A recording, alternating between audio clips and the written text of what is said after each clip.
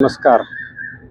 गेले दीड आठवडा झालं तुम्ही बघताय की माननीय नगराध्यक्ष साहेब असतील, शिवसाहेब असतील, यांच्यावरती आरोपाचा उद्योग चाललेला आहे. मी सगळ्या गावाला आणि सगळ्यांना एक अशी विनंती करतो. खरं तर पाठीमाग आज 17 तारीख आहे. उद्या 18 तारखेला आम्हाला 3 महिने पूर्ण होते नगरपंचायतीचा कारभार घेऊन, आणि ह्या 3 महिन्याच्या कालावधीत आमच्यावरती बिनबुडाचे 3 आरोप झाले. त्याच्यावरती सर्वप्रथमतः पहिला आरोप करण्यात आला की ते रस्ते स्टँडवरचे 14 मीटर का 10 मीटर.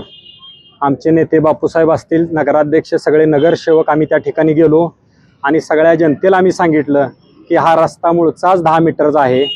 काही ठिकाणी 21 मीटरचा झाला असेल, काही ठिकाणी 17 मीटरचा झाला असेल. तो प्रशासकाच्या काळामध्ये झाला आणि त्याच्यावरती अनेक आंदोलन झाले, कालवे झाले, थोतांड असे आरोप झाले नगरपंचायतीवरती. त्याच्यामध्ये काहीही कसल्याही परिस्थितीत काही निघालेलं नाही. तो 10 मीटरचा रस्ता निघाला. लोकांनाही त्याचा आनंद वाटला.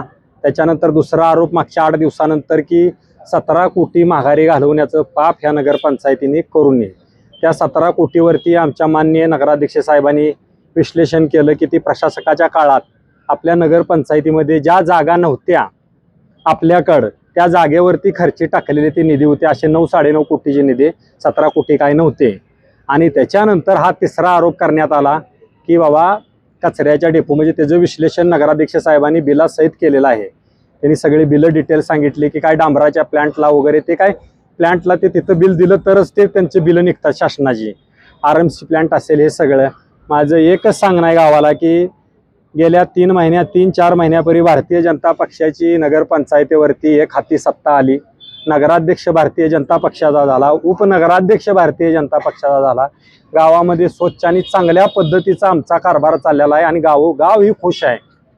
तसं पाहिलं तर शहराच्या दृष्टिकोनातून महानगरपालिकेचं मित्रांनो कार्यक्षेत्र 101 किलोमीटरचं आहे सांगली महानगरपालिकेचं, आणि आपल्या आटपाडी नगरपंचायतीचं कार्यक्षेत्र 99.8 म्हणजे 100 किलोमीटरचा व्यास आहे. आणि हे आपल्याला 5 वर्षात ह्या सगळ्या प्रभागामध्ये चांगल्या पद्धतीनं काम करायचं आहे. गावाच्या आपल्याकडून अपेक्षा आहेत. त्या अपेक्षासाठी आपल्या 17 जणाला त्या ठिकाणी त्यांनी निवडून दिलेला आहे. विनाकारण एखादा आरोप करत असताना त्यात काही तथ्यांना वेळ वायपट घालू नका. नगराध्यक्ष साहेब, आम्ही फार मोठा डोंगर आहे आपल्या पुढे कामाचा. DP प्लॅनचा आपल्या पुढे विषय आहे, तो फार मोठा विषय आहे. प्रशासकाच्या काळामध्ये झालेला तो विषय आहे.